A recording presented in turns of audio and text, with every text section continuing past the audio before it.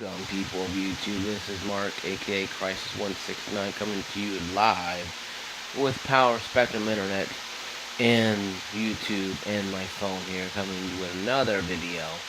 I said I'll make one, and here I am. First off, please thank you for watching. Thank you for my subscribers. If you wish to become a subscriber, hit the subscribe button, like, and turn notifications so you'll know when my videos become available. You better watch them. I'll try to do as many as I can for you guys, but, time restraints and work, but everyone else, just, time to do it is, can be kind of demanding. So I'll make as many as I can. I do thank you guys for taking your time watching this video. If you have not, it's at the 1 minute mark here in about a couple seconds. About 20 seconds or so. Here is what we're talking about today. Talking about the Xbox Game Pass now will include exclusive day one games being launch time.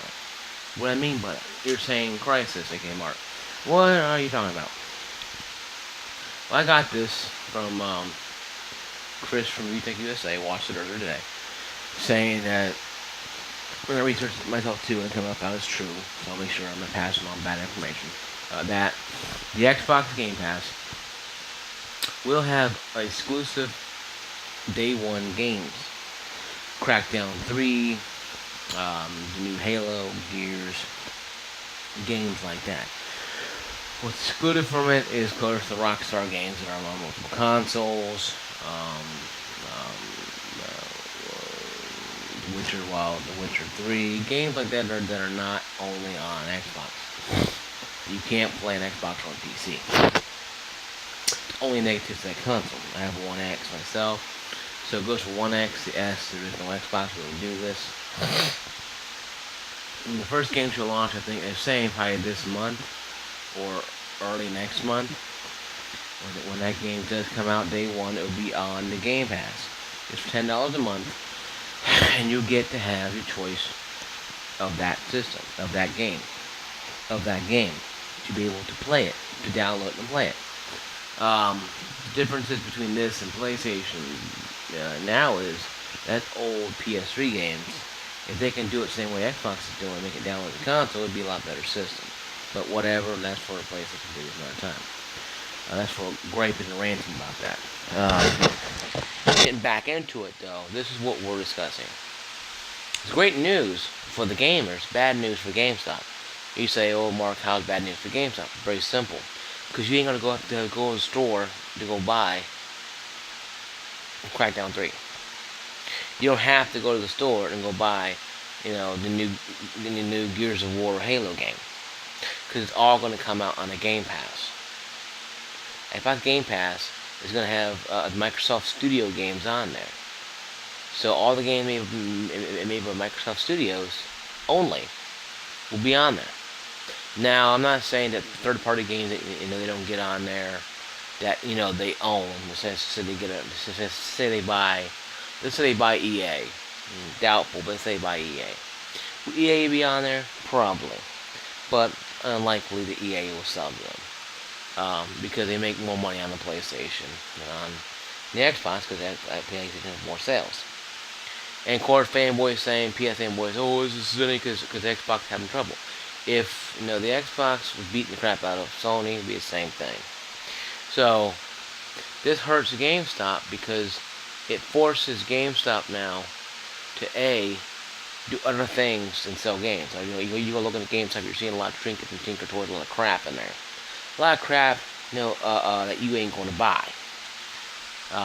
They have more T-shirts in there than they have almost games. The games are relegated to only maybe about 5 or 6 racks, where it used to be the whole place is full of games. GameStop's biggest selling is used games. This kills that, because if you don't like the game, say Crackdown 3 for whatever reason, you can uninstall it and pick another game and play a new game that came out in that lineup from only Microsoft Studios. It's a great benefit for you. And of course, yes, there's also word that they're releasing a 6-month card, Xbox Game Pass 6-month card, $10 a month. You're paying $60 for 10 months of the Xbox Pass. Not bad. I'll be better off if they said we'll charge $70 for $80 for Xbox Live if you tie it in with the Game Pass. And say $80, say for an entire year or so, whatever. Say whatever it is, $80. Let's say $70. Okay. Say $70, you get like say maybe a year of Game Pass plus a year of Xbox Live Gold. Not a bad deal then. Me, I pay $9.99 a month. No big deal with me. I have no problem with that. But people who don't want the card information on Xbox, I understand that. Can go out there and buy a 6-month card and put probably 2 of them on there, and you have a year. So essentially, and then worry about it. I can see how that makes sense to a lot of people. I'll buy 2 of those, and and $60, $120, and I'll have all the new games that come out for Xbox only, and that'll be good. And that's practically cheaper than buying each new game coming out.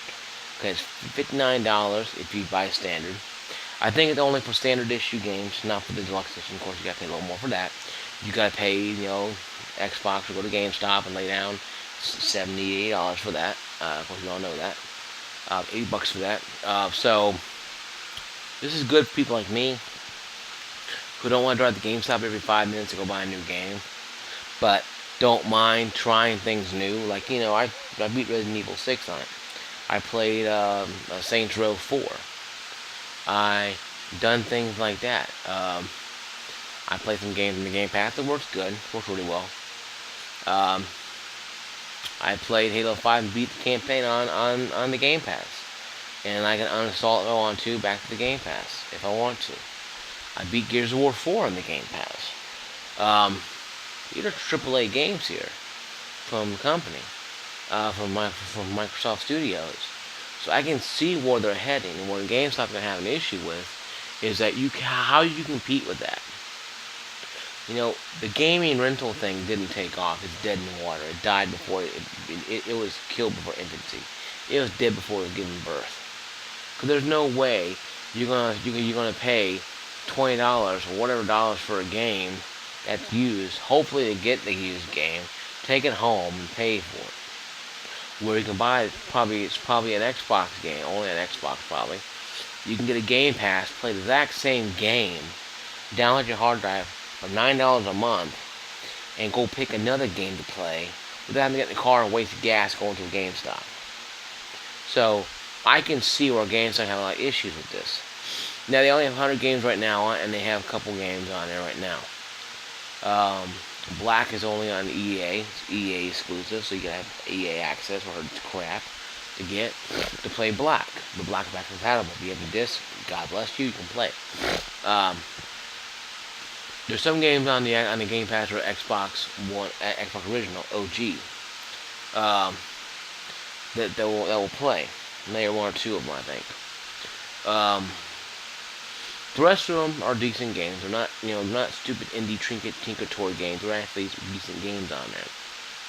How I feel about this is very simple. It's 2 ways. One, it's pushing the digital distribution even farther, a lot faster than I thought it would be. But also, it's putting the death nail on the GameStop a lot faster than they thought it would be. Because now you can get say Halo 6 off the Game Pass for $10 a month. That's cheaper than GameFly. That's cheaper than going GameFly and waiting for it to come in for 6 weeks. You can hop on your Xbox One, 1S, or in my case 1X, and literally buy it or download it, install it, play it, beat the campaign, play the hell out of the multiplayer, level up, uninstall it if you do uninstall it, and go get something else like Gears of War 5 or whatever that comes out. And you'll have one of those games. Yes, there's only a couple titles coming up right now, but it's supposed to start soon. What Major Nelson was talking about with the Xbox person Phil Spencer was talking about, and Major Nelson saying that is going to be in Twitter, be coming out happening this year, probably this couple weeks. So the Game Pass thing is good. Xbox is trying to get new graces again. Yes, they're losing sales with the Xbox. They're not in sales yet. Xbox One, I like it myself. I feel that the Game Pass is going to do real well with this feature now. Granted, it ain't going to sell a lot of games, but hell, the studios are being affected, only Microsoft Studios. Hell, they sell, they get like 1 million subscribers on this Game Pass. They just made $10 million practically. Because $10 by 1 million is 10, so make $10 million, and they'll make a lot of money off it. So they get only 1 million subscribers on this Game Pass thing. Hell, they already made their money back practically. No, half of it anyway, though. And if you buy a deluxe edition, that's even better for them. It shouldn't hurt anybody. If you're like hurt for cash, and you only have I only have $60. I don't want to buy just one game and have the rest of them sit there. I'll buy this Game Pass for 6 months, and you play all the Xbox games you want to play, for 6 months. And that something is, I think, where they're going to. I would like to see a year. How much a year would be? A year would probably be $120. And that's the case only for 2 games right there. And hell, that's worth weight in gold right there for an entire year. Or tie it in with the gold. Make gold, say, about $120 for gold. You get a year of Game Pass and a year of Xbox Live, or a year like a year plus 2. You get like 14 months or 15 months of Xbox Live Gold plus a year of Game Pass. Hell, that's worth weight in gold there. That's like 6-7 games right there you buy. And especially people like that who have money like that, then that wouldn't be a bad thing for you. So I don't think it's terribly bad what they're doing. The 6-month card thing is pretty interesting because, like I said, if you only have $60, you can buy one good game on from Microsoft Studios, or you can get 6 of them or all of them for 6 months. If you're an Xbox only fan, if you have all the God of Wars, if you have the God of War, if you have the Capcom Monster Hunter, if you have games like that already on your Xbox, why are you going to go out there and buy one game where you can get 6 of them or 5 of them or 4 or whatever coming out this year and playing for 6 months, half a year? So I think what they're doing with that 6-month plan is pretty decent. Now, with the games coming out that are day one, you can probably pre-install them or get them when they drop. It might come out maybe after 12 o'clock. It may come out 1, 2 o'clock, whenever in the morning. They haven't got the time yet of when it will be coming out. Those new games, what time of day would be 12:01, like 12 o'clock, 11 o'clock, at night, because it's going to take time to download them anyway. They might do, say, 10 o'clock or 10:45, 10:50, let you download the game, but throttle the speed until it hits close to 11 o'clock. Then we'll let your internet just run wild, Hulkamania run wild, and then you can download it. That'd be good to see too, also. But we need to know more about it, and I'll give you more information as more becomes available to me. And like I said, like, subscribe, hit the notification button so you'll know more. This is Christ169K Mark, Christ169 my gamer tag, and Xbox Live Network. CRISIS169. Hit me up on Xbox. I play most of that now, but I do play PlayStation quite a few times. So if you do want to play PlayStation, let me know in the comments section below. What do you guys feel about this? Let's get a discussion of it. How do you guys feel about the Xbox Game Pass, and what your feelings about GameStop, and what you guys feel how this should be taken care of in the future?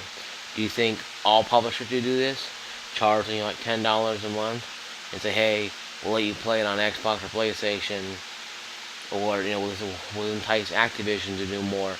$10. You think this may entice Activision to do, hey, we'll do what EA is doing, but do it better. Give you a chance to play all role games or whatever like that. Like Steam, will put it on the Xbox. You think it'd be a good idea or not? For the Xbox community, and even PlayStation community, you also hop in this too. Christ, I think peace, love. See you guys later.